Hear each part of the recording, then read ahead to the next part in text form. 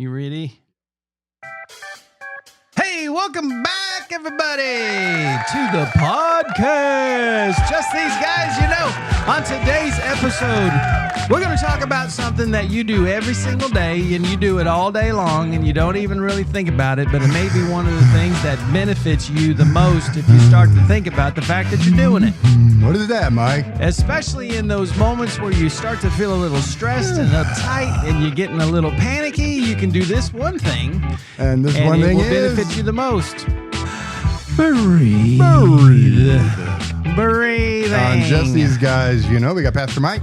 We got Dr. Parker. And that was perfect timing. Look at that. We're getting pretty good. In front of you there, Mike. We're getting pretty good at these introductions. I have no idea what this is right in front of me. You tell me what it is. Yeah, it's breakfast. It looks like baby food with... I'll give you a hint, just so, because I have prepared this ahead of time. Mike has no idea what he's about to eat. Am I supposed to eat this right now? It is ice cream. Oh, yeah. Ice cream for breakfast. Ice cream. Well, while I'm... okay, so this explains a whole lot. You can tell... Why I'm up 4 pounds. I am down... That ain't ice cream. Yeah, it is. Those are peanut butter chunks. Yeah. And then what's the creamy? Cottage cheese. See, I love cottage cheese. It's cottage cheese, banana, maple syrup, and a little vanilla. Yeah, I mean, it almost fooled my brain into thinking it was ice cream. That's good, though. That was my first shot at it. That's good. If you don't want a second bite, hand it to me. No, I want to eat it. Okay. Because I'm down 0.4. You're down 0.4 pounds. Mike's now running at 217.4. And somehow or another, it must be the clothes. I'm up 4. It's a heavy suit. You're wearing a suit of armor. Wow. So here's the deal. It is nothing short of a miracle that I am down 0.4. You visited the restroom before you came over here. Well, no. We had a baby. Yeah. Savannah had her baby. And little Lucy James has entered the world. It was a great experience for them. They had a really rough experience with the delivery of Coco. And this one couldn't have been 180 degrees. It was completely amazing. I wasn't in the room. This is how they explained it to me. But so we celebrated. Yeah. There was some celebration going on. Celebrate good times. Then Mother's Day was this last Sunday. Yeah. So that timed out really cool. So that's like another reason to take the celebration to another level. Well, Tres Leches entered the picture. Tres Leches is a... You don't know what that is? Milk? I don't know. Tres. 3 milks. 3 milks. Trace. Mm-hmm. It's a cake Oh. that is drenched in milk and sugar and joy. It is so good. And Dawn makes this. She makes it, it ain't exactly by scratch, but it's close because she makes it. Yeah. Delicious. Hey, if it's out of a box, I make it. Oh, yeah. Heck yeah. And I had about at least, a 9x13 baking pan. Yeah. About 4.5 inches by 13 inches of that bad boy was in my belly. Tres Leches. And what's funny is we were on the way home. There was some left over. And Dawn was looking forward to having it. Oh, you did not. You did not. No, I didn't do what you're thinking. Yeah, okay. I did something that almost makes her even more mad. Is we were driving home and the cake is in the back seat, sitting there on the seat, and she says, "Hey, can you not drive like you normally do? Don't hit the brakes last minute at the stop sign. Don't turn fast and drive. Don't dump the cake." And I said, "Listen, I got this. And then I immediately started thinking about something else. And here comes the stop sign. And I was it was a moment that proved to me that she was right. That's exactly how I drive. I drive. And then the cake starts flying off the back of the seat in the back. And she's now reached it around and she's got a hold of the cake. And now she's grabbing the cake. She's got her hand in the cake. And got her hand on the cake and giving me the... Well, it's all her fault, you know. Reading me the right act. It's all her fault. She's telling you what not to do. Yeah. So what you going to do? Exactly. Tell a kid, I'm going to go over here, but don't go in that closet. Yeah. When you come back, where are they going to be? True. Yeah, that's so true. So anyway, yeah, I've got an ADHD problem, but I think I've got some things figured out, and that has, I believe, a lot to do with sleep disorder, obstructive sleep, apnea. But we'll talk about that later. I was going to say, just for the audience's knowledge, we spoke this morning about what we're going to talk about today, and we decided we were not going to talk about sleep. So what's Mike talk about? This, I proved my point. The tres leches cake being all over the pickup is Don's fault. Yes, that's right. Just tell Mike what not to do. He'll do it. That's good. So we'll talk about that later. What I want to talk about is I am continuing to have these conversations with people where I'm finding inspiration to talk about certain things. Matter of fact, I had a gentleman come up to me yesterday and he said, you know, I was having such a hard week and we got some family problems going on and I'm just really feeling down. And the podcast episode was, in his words, he said, I sent it to you. I wanted to describe it the way he described it. He said it was dope. Yeah. Yeah. It was dope. I haven't heard anybody describe something as dope that I've done in a long time. Dude, that's dope. Yeah. So it was dope. And I thought, okay, well, there's a little confirmation that I wondered who that was going to be for. Right. Yeah. And so, but I'm having these conversations with people where, you know, people are just dealing with a lot of life. There's a lot of life going on. There's a lot of stress in the world. And people are finding those moments where they're starting to feel a little panicked. The stress builds and builds and builds, and all of a sudden it's got to go somewhere. And there's one thing that you have told me in the past that you try to help people with just in a moment, in a situation where you just need to kind of help them to just kind of grab a hold of control. Sure. Then it's breathe. Yes. And so I sent Doc a note and I said, how about tomorrow you just walk us in the episode through a breathing exercise when we get into a moment like that? Maybe there's somebody out there who hasn't ever heard that this is something that's right there for them that they can do.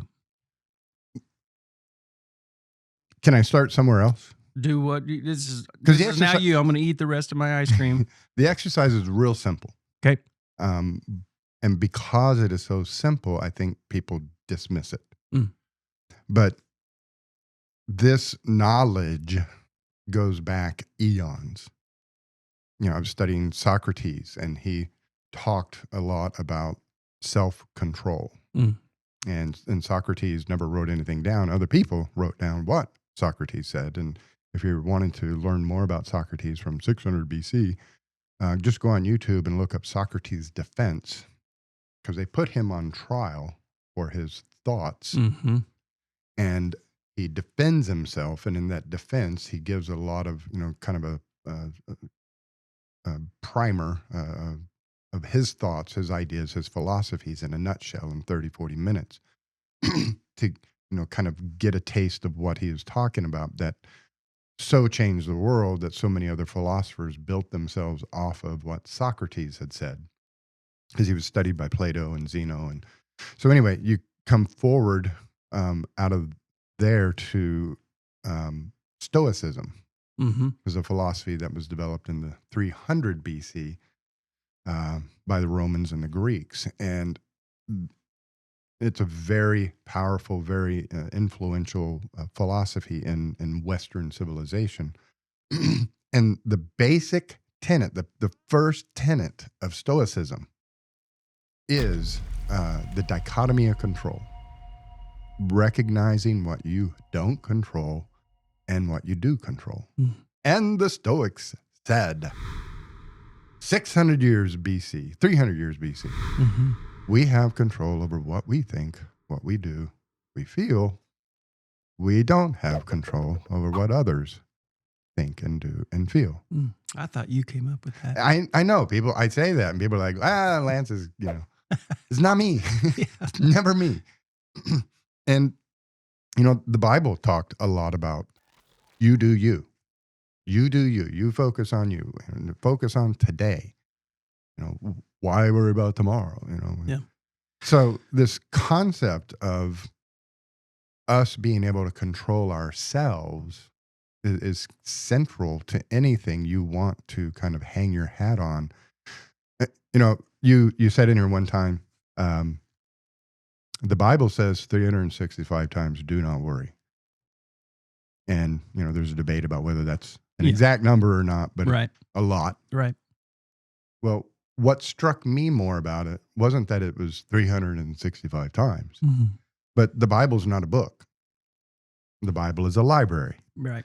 And, Genesis was written way long ago, a few thousand years before, First Paul, Romans, Acts, right, the New Testament, Revelations. Yep. This tome, this library has books and letters that span thousands and thousands of years. So what's actually happening here is about every 500 years, some smart dude says, hey, you know what? Maybe we shouldn't worry. Write that down. Yeah. It's knowledge that keeps getting reinvented and re-stressed to us. And at the heart of that, do not worry, is that I have control over how I think. And so when it comes to, stress, anxiety, panic, fear, worry, all of those things, we have to recognize we're the ones creating it. Because I can't control Mike, therefore Mike can't control me. So if I'm stressed and anxious, I'm doing something to create it. And whether it's, Socrates or the Stoicisms or the Old Testament or the New Testament, all of this knowledge is pointing you to that one very basic fact that you control you. So now, if we accept that as a truth, then what is it I am doing that is generating this stress and anxiety? Or what's happening to me with the stress and anxiety? Because if I'm somehow responsible for this stress and anxiety, then I somehow can turn it off. And so now that we're looking at ourselves, there's another truth we have to accept, which is the mind and the brain are two completely different things.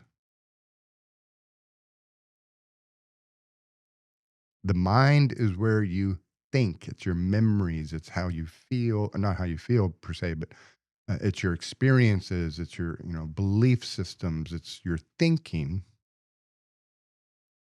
The brain is an organ sitting inside your skull, 2.5 pounds of fat. And if I really wanted to, I might be able to put it on the table for you. It's the last thing I'd ever do, but it's we have a heart, a kidney, a brain. Yeah. The mind exists nowhere. The mind is our thinking, our memories, our experiences.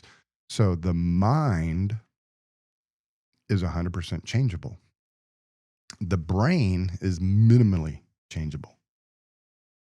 But for some reason in our world, we have come to the point where anything going on with us, we immediately go organic and say there must be something wrong with the brain. And nowadays, they're kind of deviating away from that a little bit and saying, well, it's the gut. Everything's going on in the gut. The gut's the second brain. And there's truth in that. There is, an organ called the brain and an organ called the stomach that is impacting our ability. Think of it this way. The iPhone is hardware. The programming that runs the phone is the software. And yes, if you drop your phone a couple of times, it's not going to work that well. If you damage the hardware, it's going to impact how well the phone operates. But how often do you look at your phone and says, there'll be a new upgrade tonight. And in the morning when you wake up, your phone does all these cool, fantastic things it couldn't do the day before because we upgraded the software. Yeah. And so the mind is the software, the brain is the hardware. They are two separate things. So if we're going to get control of anxiety and stress, we must first recognize that we have total control over our mind, and the brain is simply reacting to whatever the mind feeds it. Proof. If you go home today at 6:30 in the morning, Yep. sit down on the couch and turn on a horror movie, you're going to sit there on the couch feeling afraid. This is a scary movie. But if you change the channel and you're now in a rom-com, oh, this is a nice movie. Yeah. Well, what's happening is in the scary movie, you're watching horror. You're filling your mind with horror. So that is being fed to your brain. So your brain reacts by raising the heart rate, the adrenaline levels, the blood pressure. It gets you in that fight or flight mode. You feel afraid, you feel scared, you feel stressed, you feel anxious. These are all the same things, activation of the autonomic nervous system.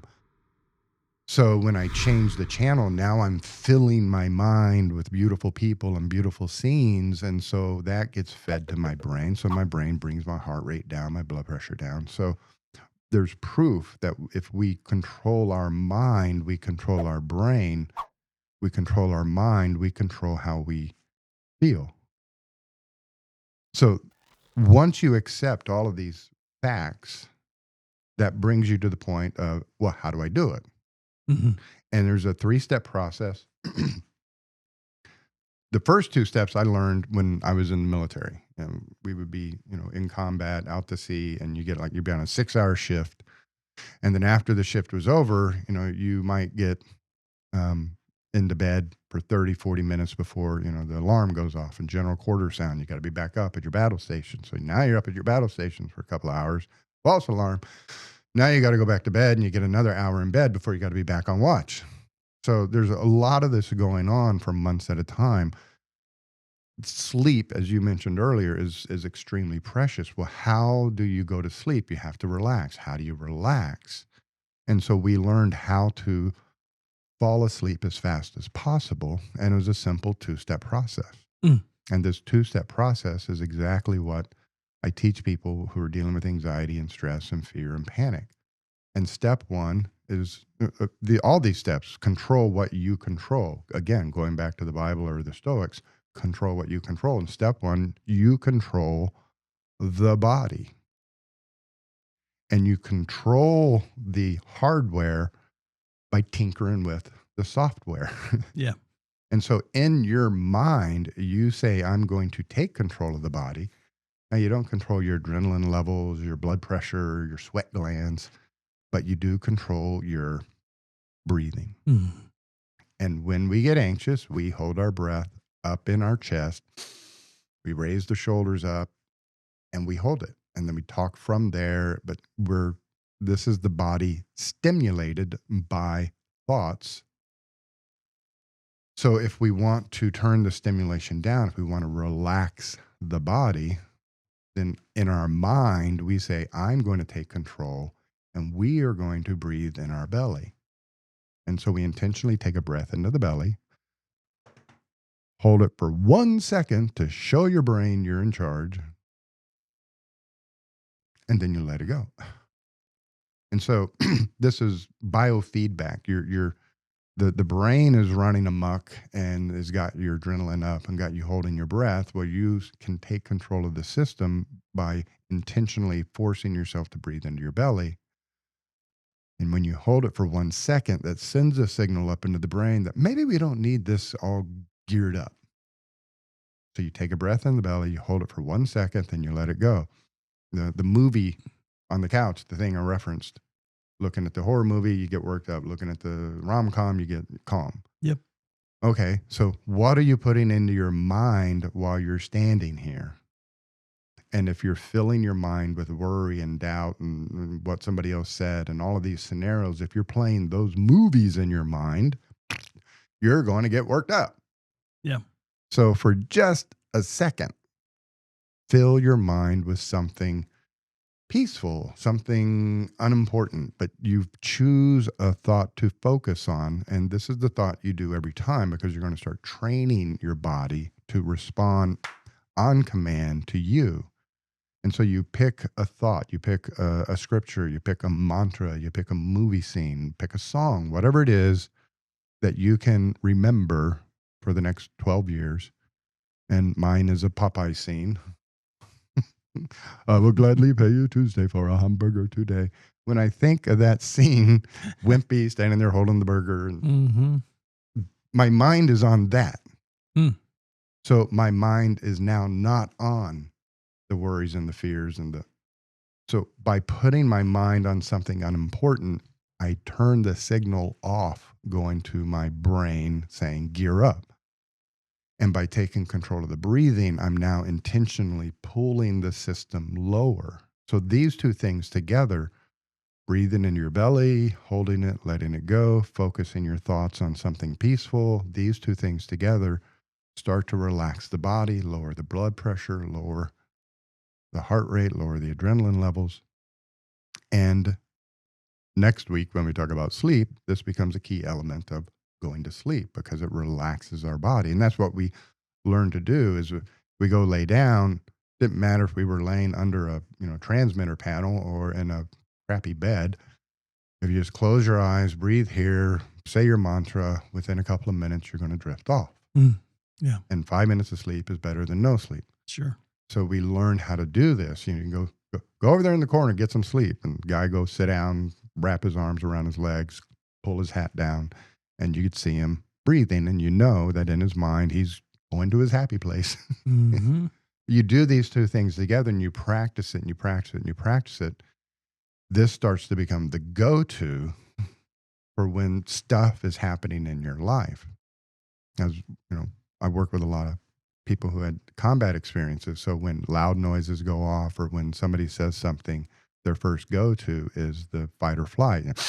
They take that breath up in their chest, their eyes start to get wide. That's automatic. Yeah. So I trained them to practice this 20 times a day. Do your push-ups. Because you want this to start to become your automatic go-to. That when somebody comes in and says, yada, yada, yada, your first response is control.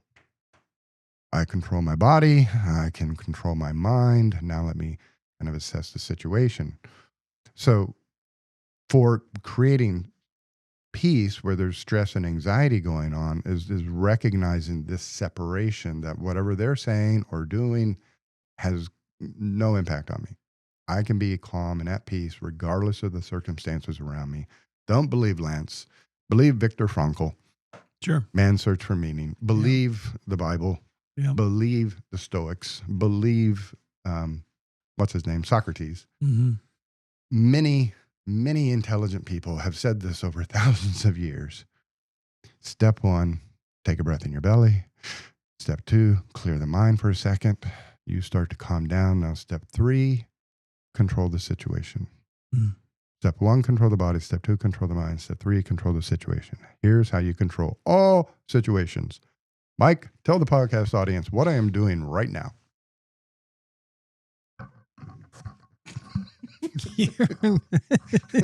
What is this? That's a basket. I'm making a circle with my arms so that my fingertips are touching in front of me. This circle. Everybody out there in podcast land, make this circle. And now I want you to look inside that circle. And if it's inside that circle, you control it. If it's outside that circle, you don't control it. And as I make this circle here in front of this microphone, is Mike inside my circle? No, he is not. And if he is, there's a problem. I have no control over Mike. Yeah. Is the past in this circle? Is the future in this circle? Is Facebook and what everybody's saying out there inside this circle? The computer. Well, and yeah, if my computer fits inside my circle, I have every permission to pick it up and throw it out the window. Yeah, exactly. But this is when we, step 1, control the body, step 2, control the minds. Now step 3, control the situation. And this is a reminder that all I control is me. Mm-hmm. And so there is a situation happening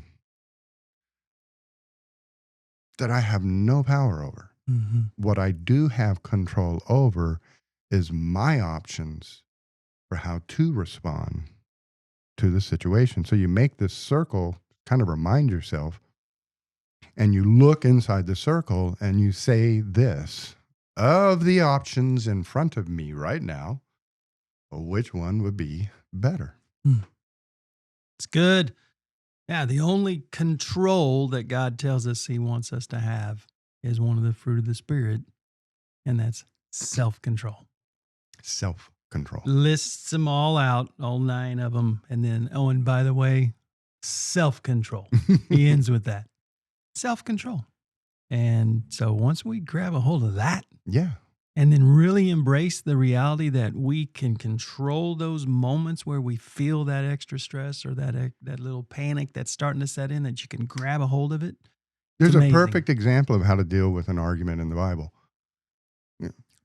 Jesus sent the disciples out to proselytize or whatever.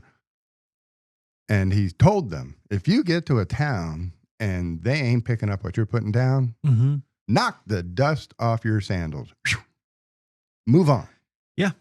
You don't control them. Yep. You control you. And if somebody's not going to listen to what you got to say, move on. But we love a good argument. We want to argue them straight into heaven. Well, that's good stuff. Thank you, Doc. You're welcome, Mike. Very, very beneficial. So we will take a little bit of a dive for a few weeks here into this whole idea of breathing and the idea of it improving our sleep and lowering our stress and all that. And I think it's going to be some really good stuff. I'm doing some research and finding some excellent knowledge that we can turn into wisdom. Here on Just These Guys, Thank you guys for tuning in today. Hit that like and share button and let's get this thing out to as many people as we can. We'll catch you guys next week. Have an awesome week.